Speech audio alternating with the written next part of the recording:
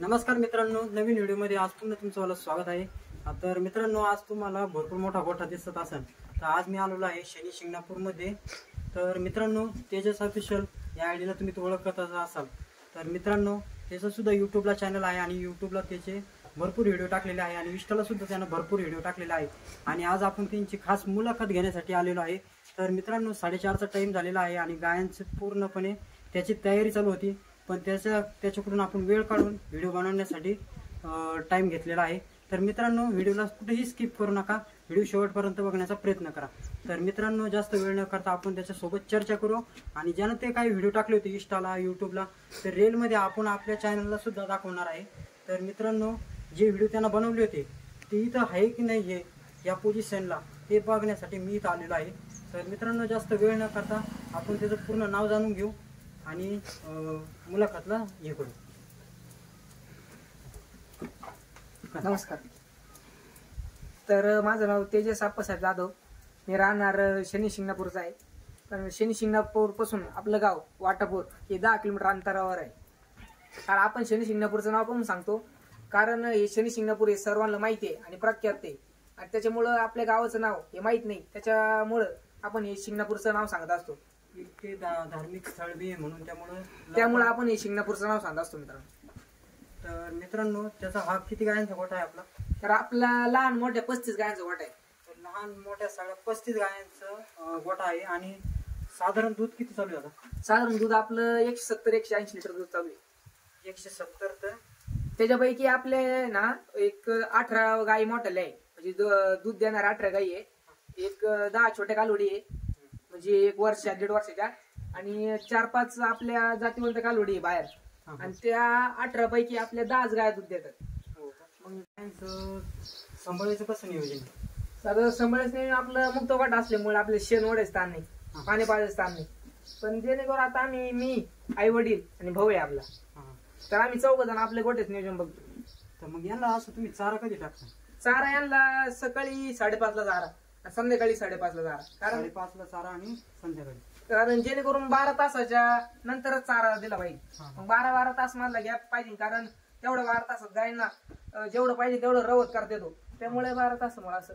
मग दूध काढायचं टायमिंग कसं आहे? दूध काढायचं टायमिंग 5:30ला जर चारा टाकला आपण तर 6:30 वाजता आपल्या दारा काढता येतात। मग सकाळी 6:30 वाजता दारा, संध्याकाळी 6:30 वाजता दारा काढतो आपण। तर आपल्याकडे सगळ्या ज्या गाय आहेत तर 35 गाय आहेत, त्या 35 गायांमधल्या किती लिटर दूध देणारे गाय आहे? आपल्याकडे 15 लिटर पासून 25 लिटर पर्यंत दूध देणार। 25 लिटरचे किती गाय आहे आपल्याकडे? आपल्या 25 लिटरच्या 4 ते 5 गाय आपल्याकडे। 4 ते 5 पुरे याचे गाय आहे ना? हा, पूर्ण याच्या गाय। असं याच्यामध्ये मिक्स नाही ना काही? 75% काही? नाही, मिक्स नाही आहे, फक्त काही एक गिर गाय आहे, म्हणजे गिर क्रॉस आहे, आणि एक जर्सी, म्हणजे जर्सी आणि गिर क्रॉस, हा जर्सी या सुद्धा गाय त्यांनी ठेवलेल्या आहे। आणि आपण ही मागची गाय आता काल परवा 75,000 रुपये आणली, ही मागची गाय। हा, तर कालच गाय घेतलेली, ही 75,000 रुपयामध्ये ही गाय घेतलेली आहे। ती 6 दात आहे। 6 दात। झोप किती आहे? झोप दुसऱ्या झोपेची। आणि दुधाला किती? तिचे 18 लिटर दूध आहे तिच्या, म्हणजे 18 लिटर दूध काढलेलं आहे ना? हा, 18 लिटर दूध, 18 लिटर दूध निघलेलं आहे आणि 5-6 दिवस झाले, 5-6 दिवस झालेले आहे, नवीनच घेतलेले आहे। आणि हे चाराचं नियोजन कसं आहे? आता समजा तुला क्षेत्र किती येतं? आता क्षेत्र आपल्याला 2.5 एकर क्षेत्र आहे। 2.5 एकर क्षेत्रामध्ये 35 गाय सांभाळणं म्हणजे सोपं नाही। तर चाराचं नियोजन कसं असतं? चारा आपल्याकडे 1 एकर फुर्जी नेपी येते आणि काही घास आहे, म्हणजे अर्धा एकर घास असत, 1/2 एकर घास आहे, आणि परत ऊस विकत घेतो आपण, ऊस विकत घेतो, आणि सोयाबीनचा भुस्सा आणि गव्हाचा भुस्सा आपण स्टॉक करून ठेवली। पण मुरघासाच्या बॅगी काही भरवतो का? नाही, मुरघास नाही करत आपण। मुरघास बनवणं आपल्याला शक्य होत नाही, त्याच्यामुळे मुरघास नाही बनवणार, पण यदा कदाचित 1 वर्ष 1.5 वर्षानंतर आपण आपला संपूर्ण गोठा मुरघासावरती चालवणार आहे। पण आता एक आपल्याला थोडी पैशाची कमतरता आणि अडचणीमुळे यावेळेस पाऊस पाणी पण नव्हता आणि आम्हाला क्षेत्र कमी असल्यामुळे आम्ही मुरघास करत नाही।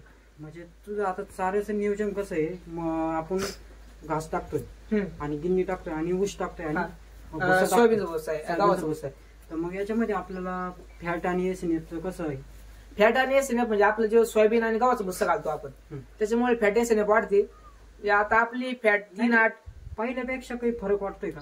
हा, पहिल्यापेक्षा फरक वाटतो। हा म्हणजे वाईल्ड चाऱ्यामुळे भरपूर प्रमाणात वाईल्ड चारा जर घातला तर गाया जास्त पाणी पितात आणि जास्त पाणीमुळे दूध आपल्याला दर्शिक जास्त भेटतं आणि फॅट वगैरे पण वाढते. फॅट बी चांगलं व्यवस्थित भेटतो. साधारण दर किती भेटतोय आता दर आपल्याला 26 रुपये दर आहे डेअरीचा. आता आपल्याला सरकार म्हणजे एवढं काय परवडत नाही दूधधंदा, पण बरं आहे बुवा, कारण गाय विकण्यापेक्षा गाया जगवणं हे सर्वात महत्वाचं आहे आत्ताच्या घडीला. आता सरकारचं मत आहे की रेट वाढवा आणि आमचं पण मत आहे की रेट वाढला पाहिजे, कारण हे एवढं 25-26 रुपयाच्या दुधाच्या बाजारामध्ये परवडत नाहीये. जास्त मोठ्या गायांचा गोठा असतो त्यांना दूध व्यवसाय हा कमी दरामध्ये परवडत नाही, पण शेतकरी चालू ठेवतो कारण त्यांचं जीवनच याच्यावर आहे की आपण हे जर गोठा विकवला तर पुन्हा गोठा उभा करणं म्हणजे शक्य नसतं. त्यामुळं हा गोठा त्यांना कमी रेट जरी पडले तर हा गोठा शेतकऱ्यांना लावूनच धरावा लागतो. तर ज्यावेळेस आता चारा वगैरे टाकलं तर आपलं हे पेंड वगैरे दुसरं काय पेंड मध्ये आपल्याकडं वालिश आहे आणि कांडी पेंड आहे. तर 35 गाय तर यांना किती टाकतो तरी दिवसाला 50 किलोची कांडी लागते आणि 50 किलो भुसा लागतो. म्हणजे 50 किलो भुसा आणि 50 किलो कांडी. हा तर एवढ्यांना एक टाइम टाकतो दोन टाइम टाकतो. एवढ्याला नाही टाकत आपण 11 गायला टाकतो. 11 गाय दूध देणार आहे आपले. नाही 11 गाय दूध देणार आहे. हा तर टोटल कलेक्शन किती आहे दुधाचं? टोटल 180-170 आहे. 180 ते 170. तर साधारण जर 180 आता सध्याचा भाव काय? आता 25-26 रुपये रेट आहे. 26 रुपये. मग रोजचे टिली मारून किती होते? तर साधारणपणे आपले 4-4.5 रुपये होतात रोज.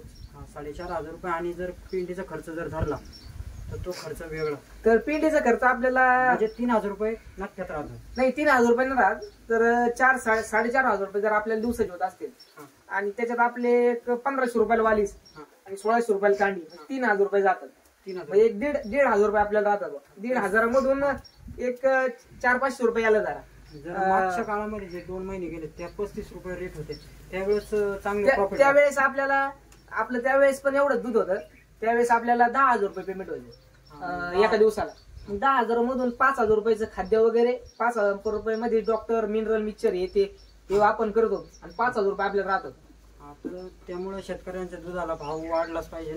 तर सगळ्या शेतकऱ्यांना आवर्जून हे म्हणणं आहे माझं की शेतकऱ्यांना आंदोलन करायला पाहिजे. दूध भाव वाढायलाच पाहिजे. कारण जे आता उन्हाळ्याचे दिवस आहे आता खायला जसं पाहायला गेलं जनावरांना हिरवा चारा अजिबात नाही. काही ठिकाणी पाणी सुद्धा नाही प्यायला. तिथं सुद्धा गाय सांभाळल्या जात्या. तर दुधाचे भाव एवढे कमी नसायलाच पाहिजे. जे आपण पाण्याची बॉटल जर घ्यायला गेलो तिथं 20 रुपये द्यावं लागतं आणि दूध जर आपण घ्यायला गेलो तर तिथं आपण फक्त 20 रुपये देतोय. म्हणजे पाण्याचे आणि दुधाचे भाव एकच झालेले आहे. तर सरकारला एवढंच म्हणणं आहे की कळकळीची विनंती का शेतकऱ्यांच्या दुधाला आणि मालाला भाव दिलाच पाहिजे. आता मुक्त गोठा किती? 50-50 आहे तो. 50-50 आहे. 50-50. तर पावसाळ्यामध्ये कसं? पावसाळ्यामध्ये आपले गाय बांधून राहते. पावसाळ्यामध्ये पूर्ण बांधून राहते. हा पूर्ण बांधून राहते. पावसाळ्यामध्ये आपण सोडत नाही कारण खाली माती आहे ना. तर हे शेणखत हे वगैरे कधी उचललं जातं? हे 3 महिन्यात उचललं जातं. 3 महिन्यामध्ये उचललं जातं आणि 3 महिन्यानंतर पूर्णपणे उचललं जातं. आणि इकडचं सर्व गोठीची साफसफाई केली जाते 3 महिन्यामध्ये. हा तर मित्रांनो तुम्ही गोठा बघू शकतो. याच्यामध्ये साधारण किती गाय बसतील? एवढे किती गोठे मग? या आता आपल्या 35 गायचं आहे. हा हे 35 गायांचं आहे. हा 35 गायांचा पूर्ण असा गोठा आहे. तर मित्रांनो हे तुम्हाला दिसत असं पूर्ण याचे पूर्ण वंड्या आहे. 21 शिंगडी नाही शिंगडी. हा पूर्ण वंड्या आणि एकदम मस्त गाय आहे. जर तुम्ही बघितलं तर छद्र कमी आहे पण मग गायांचं मांस वगैरे सगळं म्हणजे गाय चमकते आहे एकदम मस्त. तर मित्रांनो असं आहे तेजस ऑफिशियल या यूट्यूब चॅनलला बी तुम्ही सबस्क्राईब करा आणि असेच नवीन व्हिडिओ बघत राहा. भेटू पुन्हा एकदा. चॅनलला लाईक करा, शेअर करा.